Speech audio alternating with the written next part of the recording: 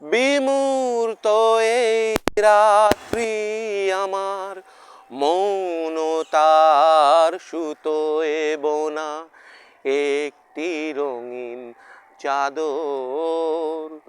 সেই চাদরের ভাঁজে ভাঁজে নিঃশ্বাসেরই ছোঁয়া, আছে ভালোবাসা আদর। অনেক অনেক ভালোবাসা এবং আদর নিয়ে আবার চলে আসলাম বাংলাদেশের টেলিভিশনের ইতিহাসে সবচেয়ে বড় রিয়েলিটি শো বাংলার রাজা নাকি রানীর বাছাইয়ের আরেকটি পর্বে।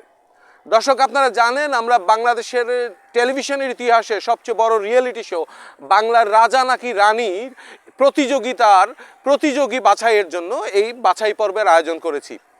আপনারা এই প্রত্যেকটি পর্বে একটি করে প্রশ্ন পাবেন এবং সেই প্রশ্নের উত্তর দিয়ে আপনারা বাছাইকৃত প্রতিযোগী হিসেবে বাংলাদেশের ইতিহাসের সবচেয়ে বড় রিয়েলিটি শো বাংলার রাজা নাকি রানীতে অংশগ্রহণ করবেন। তো চলুন আমরা আজকে পর্ব শুরু করি।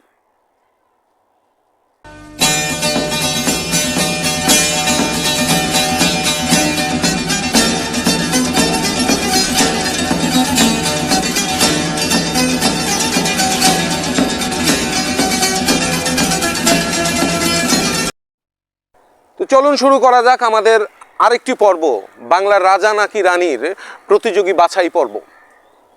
দর্শক, আমরা জানি যে আমাদের প্রতিযোগী বাছাইয়ের জন্য আমরা যে প্রশ্নগুলো দিচ্ছি আপনাদেরকে, সেগুলো একটা সাধারণ জ্ঞানের প্রশ্ন। তো এই সাধারণ জ্ঞানের বিষয়ে যদি কথা বলা যায়, তাহলে নানাবিধ বিষয় থাকে আমাদের সাধারণ জ্ঞানের জন্য। রাজনীতি, সমাজনীতি, ইতিহাস, সঙ্গীত, শিল্পকলা। তো সঙ্গীতের বিষয়ে যদি আজকে কথা বলি, শুধুমাত্র সঙ্গীতের বিষয়ে, তো বাংলাদেশের সঙ্গীতের যে ভান্ডার, সেটা একটা ঐশ্বর্যশালী ভান্ডার। বাংলা গানের শেকড় এত গভীরে প্রথিত যে বাংলা গানেরই অনেকগুলো ভাগ নিয়ে আলোচনা করলে পর্ব হয়তো বা মাস জুড়ে আলোচনা করা যাবে, কিন্তু এত সময় তো নেই। আমাদের বাংলা গানের নানান রকম প্রকারভেদ আমরা জানি, ভাওয়াইয়া, ভাটিয়ালি, তেমনি আছে রবীন্দ্রসঙ্গীত, নজরুল সঙ্গীত, লালন সঙ্গীত, আর আধুনিক গান তো বলাই বাহুল্য। বাংলাদেশের সিনেমার গান, বাংলাদেশের আধুনিক প্রেমের গান, বিরহের গান, বিচ্ছেদের গান, নানান রকমের গান রয়েছে। আমাদের দেশের আনাচে কানাচে প্রতিনিয়ত বাউল সঙ্গীতের প্রতিযোগিতা হয়, পালা গানের। আমরা নানান রকমের অনুষ্ঠানে সঙ্গীত বা গানের চর্চা করি।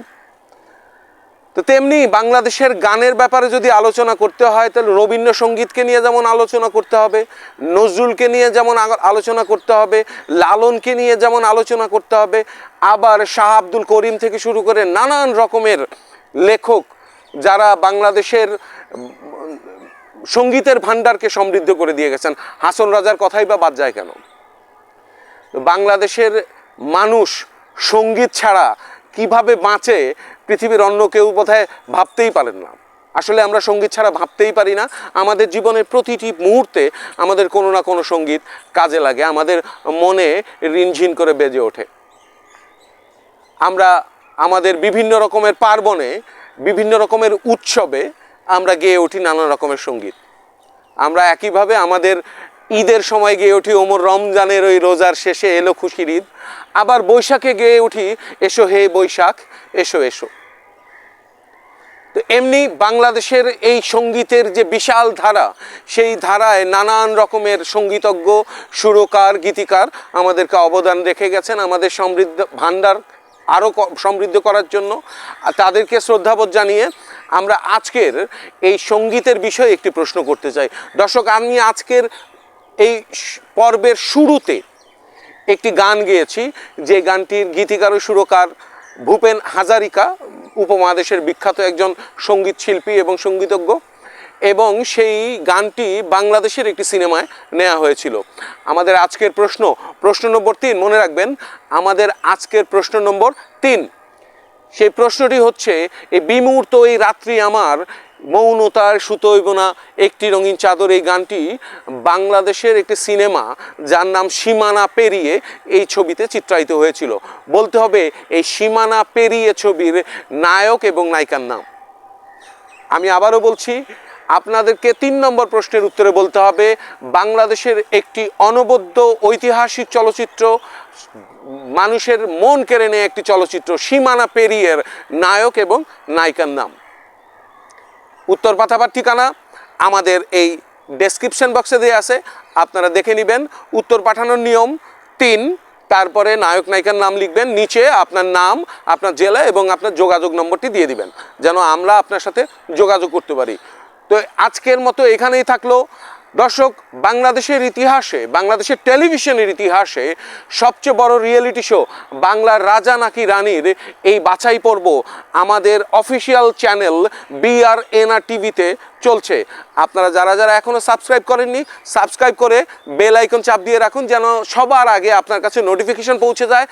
আর আমাদের অনুষ্ঠান সম্পর্কে সমস্ত তথ্য পাওয়ার জন্য আমাদের অফিসিয়াল ফেসবুক পেজ বাংলার রাজা নাকি রানী, এটাতে ফলো দিয়ে রাখুন। আমাদের অনুষ্ঠানগুলোতে লাইক, কমেন্ট, শেয়ার করুন। বন্ধু বান্ধব, আত্মীয় স্বজন সবাইকে জানিয়ে দিন যেন তারাও অংশগ্রহণ করতে পারে। আগামী পর্বের আগ পর্যন্ত ভালো থাকবেন, সুস্থ থাকবেন, নিরাপদ থাকবেন।